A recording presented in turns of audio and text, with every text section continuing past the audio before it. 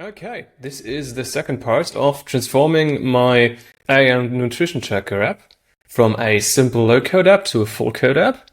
In the last video, in the first part, we talked about how we're going to approach this whole project and did some first actions to get it up and running. If you haven't seen it, I will link it. After you've watched it, come back here, because today we're going to look at how we can improve the AI model that is underlying AI nutrition tracker.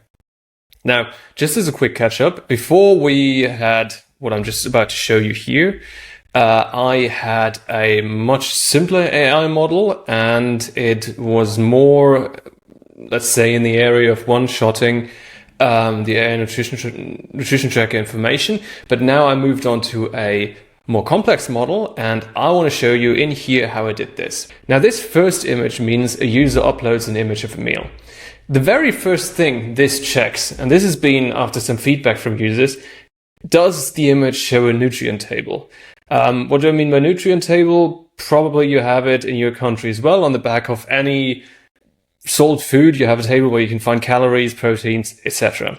Now, previously, when you uploaded this, the AI was not clever enough to extract that information.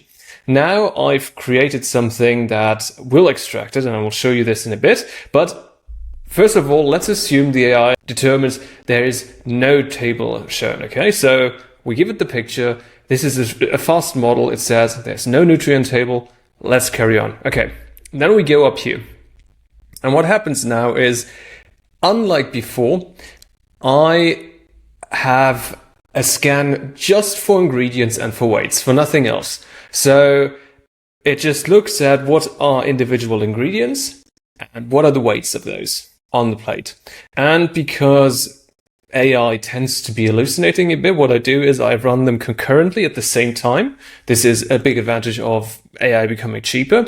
And I wait for them all to come back with an answer. Now, once they've given that answer, we have another AI step, which I call normalization step. And what the AI does is it basically says, okay, we've gotten those three different results, and you could have different ingredients, you could have different ingredient names, or you could have, or you will have different weights. But what this step does is it checks if there are ingredients in one image that are not shown in any other images, and assumes that those could be mistakes. Then it also checks if the weights make sense. So if there are extreme outliers, it does not take it into account. Otherwise, it goes into a sort of, it takes an average. And then it also makes sure that the ingredient names are coherent and that they are ready for the next step. Because in the next step, and this is a big change from before, we're actually not relying on AI to give us the nutritional information. I am using the USDA food database. They have an API, and you can search for food. And what is important is that what you search for, and they have different databases you can go for, that the food name or ingredient names adhere to certain kind of spelling them out. And the normalization step also takes care of making sure that the ingredient names we get out there are easy to find in the API database. Now, there's not much to explain there. The API database, I go in and I fetch all information concurrently. So each ingredient is an individual fetch from the food database. And then this information comes back. And then in the next step, I go ahead and I should have said this in the beginning, because the USDA food database had lots of entries, I don't just bring one ingredient back, but I bring lots of them back. And then I have a result selection step. So the AI basically determines if you, for example, check for minced meat, then it will filter out something like, say, mince pie. Because that has nothing to do with all the other ingredients. So it takes into account what kind of ingredients were found in here and sees what makes sense.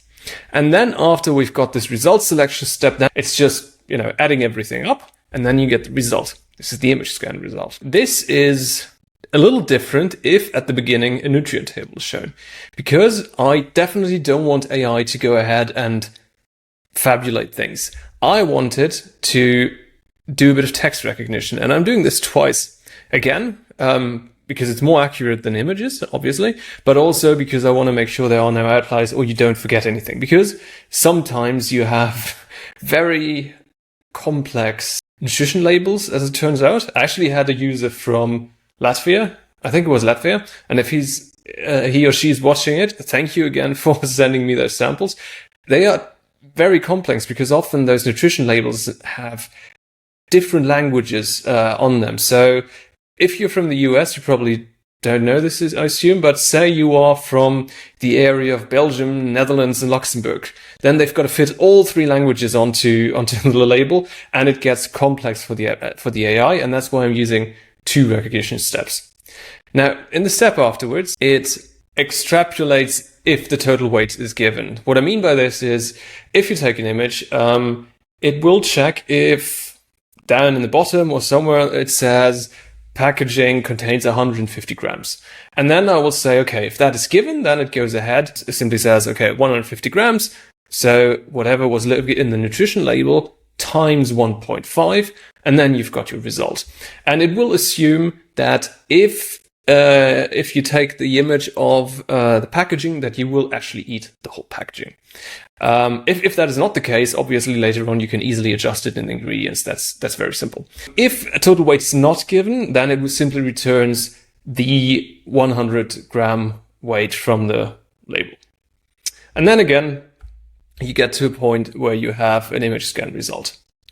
Now, I feel that this is a much better step than previously, where I simply told AI, okay, go ahead, take a look, and estimate everything. Let's go into Cursor, and I've got 3 routes that can be accessed from my still FlutterFlow app. I'm working on the Expo app in the background for the next video.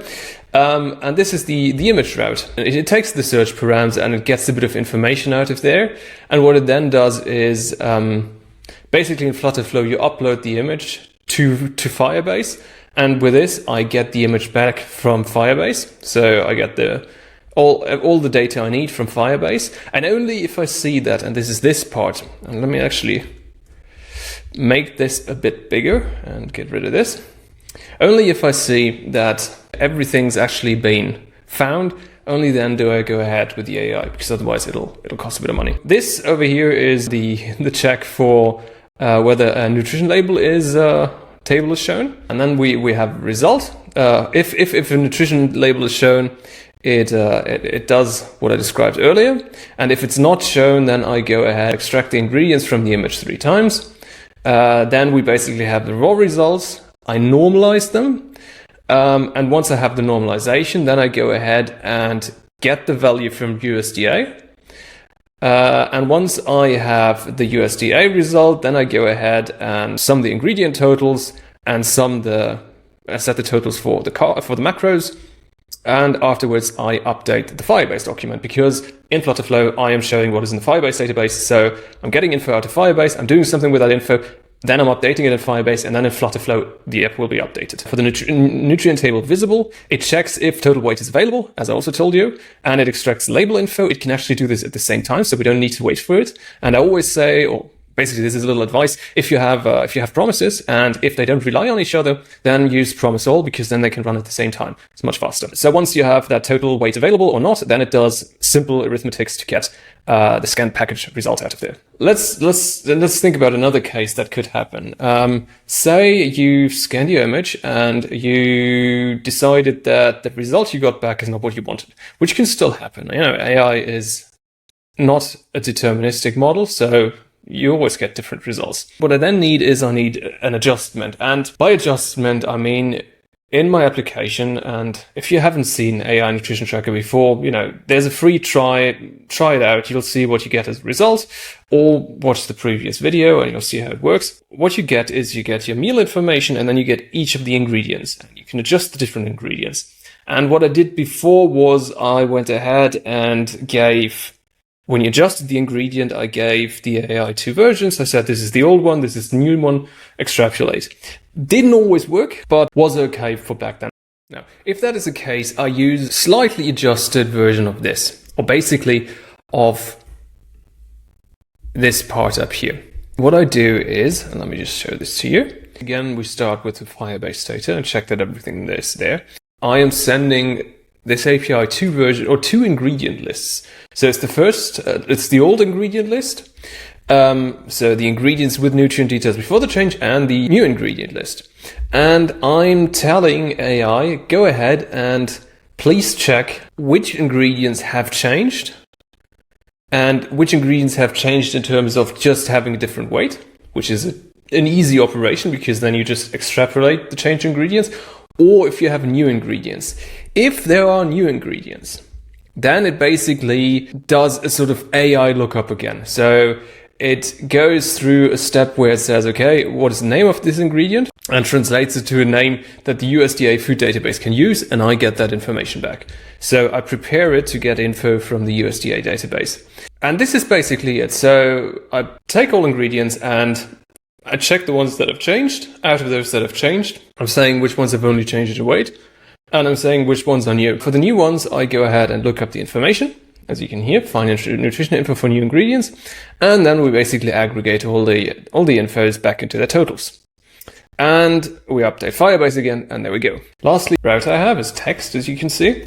Say you were intending to upload all your food data, but sometimes you forget to take a picture. And then you want to be able to input it by text.